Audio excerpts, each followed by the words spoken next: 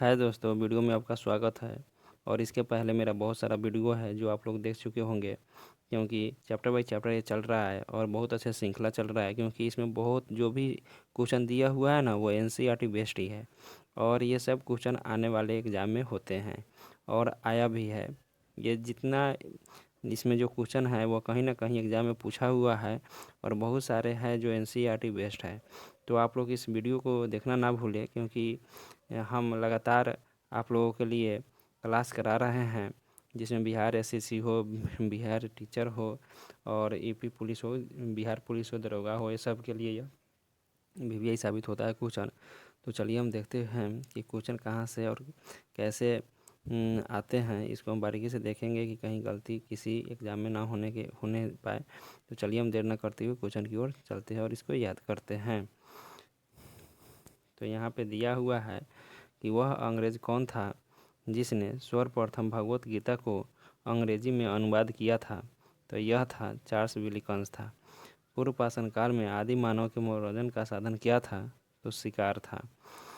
किसको चारकोलिथ एज कहा जाता है। तो तराम पाषाण युग को चारकोलिथ एज कहा जाता है। स्वप्नदाता के लेखक कौन है। तो भास है। नालंदा विश्वविद्यालय किस लिए प्रसिद्ध था। तो तर्कशास्त्र के लिए प्रसिद्ध था और नालंदा विश्वविद्यालय की स्थापना कुमार गुप्त ने करवाए थे। उस स्रोत का नाम बताइए जो प्राचीन भारत में व्यापार मार्गों पर मौन है। तब मिलिंद पन्हु है। आधुनिक मानव के हाल के पूर्वज है। तो क्रो मैगलन मनुष्य है। ईसा की प्रारंभिक सदी में भारत तथा रोम के बीच घनिष्ठ व्यापार संबंधों की सूचना किस पुरास्थल की खुदाई से प्राप्त होता है। तो अरिकमेंडू से प्राप्त होता है। आधुनिक देवनागरी लिपि प्राचीनतम रूप में है। तो ब्राह्मणी रूप में था। उसके बाद में है मानव द्वारा सर्वप्रथम प्रयुक्त अनाज था चावल। काव्य शैली का प्राचीनतम नमूना किसके अभिलेख में मिलता है। तो रुद्रदामन के अभिलेख में मिलता है। कौन सा बंदरगाह पोडुके नाम से दी पेरिप्लस ऑफ दी एरिथ्रियन सी लाल सागर का भ्रमण अज्ञातनाम के लेखक थे। तो अरिकमेंडू थे। चलिए दोस्तों, यहाँ पे आते हैं मध्यकालीन पूर्व भारत, मध्यकालीन उत्तर भारत के बहुत सारे क्वेश्चन अच्छे अच्छे, इसको हम लोग देखते हैं। मोहम्मद बिन कासिम ने किस वर्ग को जजिया कर से पुनः मुक्त रखा था। तो ब्राह्मणों से मुक्त रखा था। उस ग्रंथ का किस ग्रंथ में उल्लेख के आधार पर यह माना जाता है कि मलेच्छों अत्याचारों के तस्त होकर महर्षि वशिष्ठ के अत्याचारी के विनाश हेतु आबू पर्वत पर यज्ञ किया और यज्ञ में अग्निकूट के 4 राजपूत कुल परमार, चालुक्य, सोलंकी, प्रतिहार और चौहान का जन्म हुआ। तो पृथ्वीराज रसो के काव्य में है। ढिल्ली यानी दिल्ली नगर की स्थापना किसने किया था। तो तोमरों ने किया था। उस शासक का नाम क्या है जिसने विजय स्तंभ रवि कृति स्तंभ का निर्माण करवाया था। तो राणा कुंभा है। विजय स्तंभ का निर्माण कराया था तो राणा कुंभा ने कराया था। भारत पर पहली बार आक्रमण किसने किया था। तो अरबों ने किया था। पृथ्वीराज रसो के लेखक कौन है। तो चंद्रबाई दाई है। विजयनगर स्तंभ कहाँ स्थित है। तो चित्तौड़गढ़ में स्थित है। लिंगराज मंदिर की नींव डाली थी तो याती केसरी ने डाली थी। सोमनाथ के मंदिर पर 1025 ईस्वी में मोहम्मद गजनी ने आक्रमण के समय गुजरात का शासक कौन था। तो भीमदेव प्रथम था। हिंदू विधि पर एक पुस्तक मिताक्षरा किसने लिखी। तो विज्ञानेश्वर ने लिखी थी। किस नाटक के कुछ अंश 2.5 दिन की झोपड़े मस्जिद की दीवारों पर अंकित है। तो यह है हरिकेली। रानी पद्मिनी का नाम अलाउद्दीन खिलजी के चित्तौड़ विजय से जोड़ा जाता है। उसके पति का नाम था तो राणा रतन सिंह उनके पति का नाम था।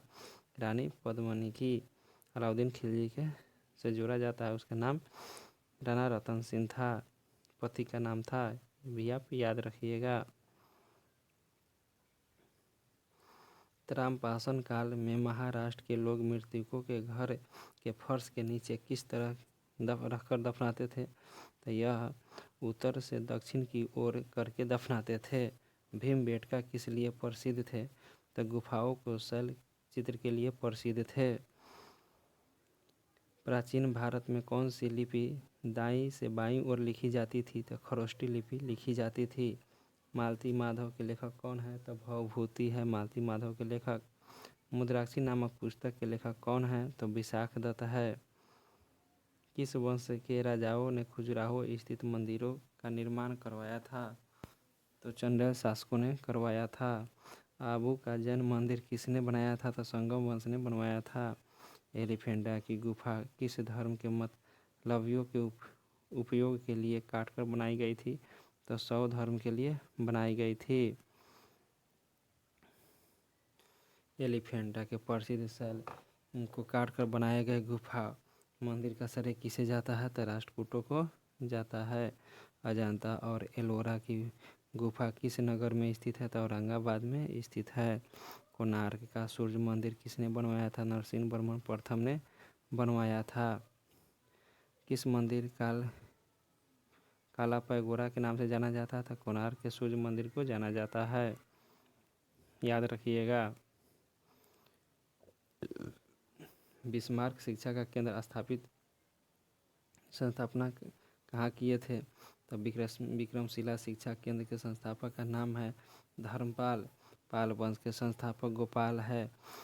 पाल वंश की राजधानी कहाँ थी? तो यह मुंगेर थी। राष्ट्रकूट वंश का संस्थापक कौन था? तो दंती दुर्ग था। किस मंदिर परिसर में एक भारी भरकम नंदी की मूर्ति है जिसे भारत की विशालतम नंदी की मूर्ति माना जाता है? तो कंदरिया महादेव मंदिर को माना जाता है। किसने एक संवंत चलाने का यश प्राप्त है? तो लक्ष्मण सेन को प्राप्त है। गीत गोविंद के लेखक जयदेव किसके सभा को अलंकृत करते थे? तो लक्ष्मण सेन को करते थे। किसने सोमपुर बिहार का निर्माण करवाया था? तो धर्मपाल ने करवाया था। भुवनेश्वर तथा पुरी के मंदिर किस शैली से निर्मित है? तो नागर शैली से निर्मित है। भारत में प्रथम आक्रमणकारी था? तो मोहम्मद बिन कासिम था। जगन्नाथ मंदिर किस राज्य में है? तो उड़ीसा में है। अजयपाल संस्थापक थे? तो अजमेर के थे। वह प्रथम भारतीय शासक कौन है जिसने तुर्की आक्रमणता मोहम्मद गोरी को सामना हुआ और मोहम्मद गोरी परास्त हुई थी? तब भीम द्वितीय से परास्त हुई थी। ठीक है, 1178 ईस्वी की यह बात है। किस शासक ने कालिंजर के अजय दुर्ग का निर्माण करवाया? तो ढंगदेव ने करवाया था। वह कौन सा वंश है जो कलचुरिया द्वारा प्रयुक्त किए जाने के कारण कलचुरिया संवत भी कहलाता है? तो त्रैकुटक वंश संवत कहलाता है। चंद्रवर चंदावर का युद्ध हुआ था 1194 ईस्वी में। जयचंद्र और मोहम्मद गौरी के बीच में हुआ था। नैषेध चरित्र व खंड खाद की रचना श्रीहर्ष किस शासक के राजकवि थे? जयचंद्र के राजकवि थे। जयचंद्र के राजकवि थे। लिंगराज मंदिर किस शहर में अवस्थित है? तो भुवनेश्वर में स्थित है। किस पाल शासक को गुजराती कवि सोढल ने उत्तरापट स्वामी कहा है? तो धर्मपाल को कहा है।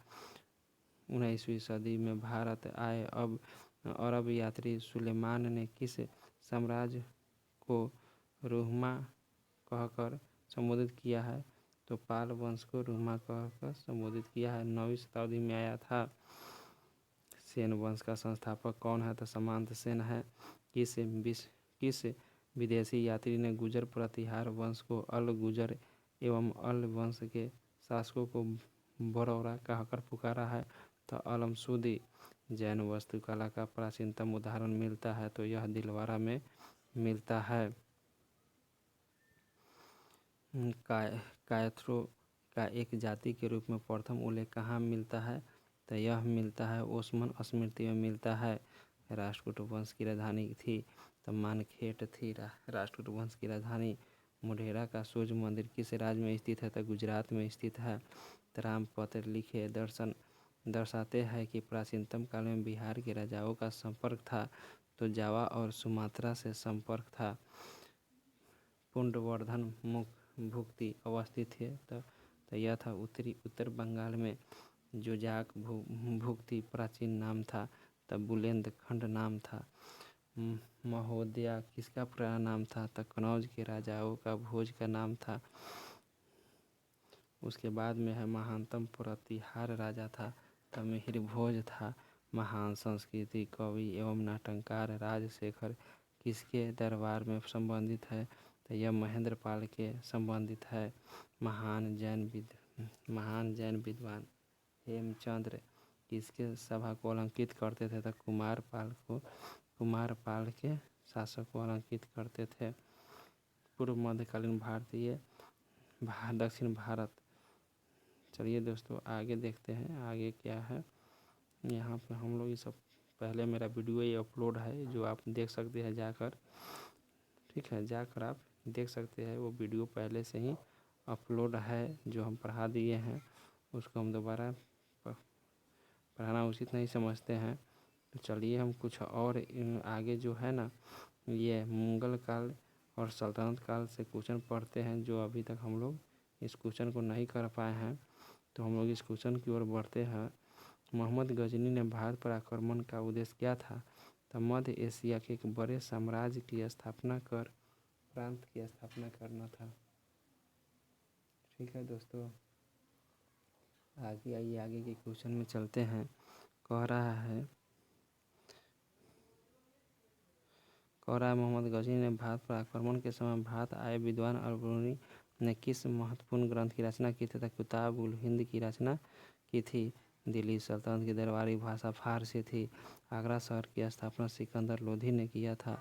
और चौगान खेलते समय किसकी मृत्यु हो गई थी तो कुतुबुद्दीन ऐबक की मृत्यु हो गई थी चौगान खेलते समय। ठीक है, कब हुई थी ये आप लोग बताएं। 1110 ईस्वी में हो गई थी। कुव्वत उल इस्लाम मस्जिद का निर्माण किसने करवाया था कुतुबुद्दीन ऐबक ने करवाया था। तराई की पहली लड़ाई 1191 में हुई थी। मोहम्मद गौरी और पृथ्वीराज चौहान के बीच हुआ था। किस खिलजी शासक ने दिल्ली के राज सिंहासन पर बैठने के समय अपने ससुर की हत्या की थी तो अलाउद्दीन खिलजी ने की थी। रजिया सुल्तान किसकी बेटी थी तो इल्तुतमिश की बेटी थी। मोहम्मद गौरी ब्रिटिश प्रदेशों की देखभाल के लिए किस विश्वसनीय जनरल को छोड़ गया था तो कुतुबुद्दीन ऐबक को छोड़ गया था। मोहम्मद गजनी का भारत पर अंतिम आक्रमण किसके विरुद्ध था तो जाटों के विरुद्ध था। मोहम्मद गजनी किस वंश का था तो यामनी वंश का था मोहम्मद गजनी ने भारत पर प्रथम आक्रमण किस राजा के विरुद्ध किया था तो ब्रह्मशाही के विरुद्ध किया था। मोहम्मद गजनी के आक्रमण के परिणाम स्वरूप कौन सा शहर फारसी संस्कृति का केंद्र था तो यह था दोस्तों लाहौर था। ठीक है, तो चलिए हम आज के लिए इतना ही क्वेश्चन देखते हैं। आगे क्लास में आपको पूरी करा दी जाएगी। थैंक यू, बाय दोस्तों।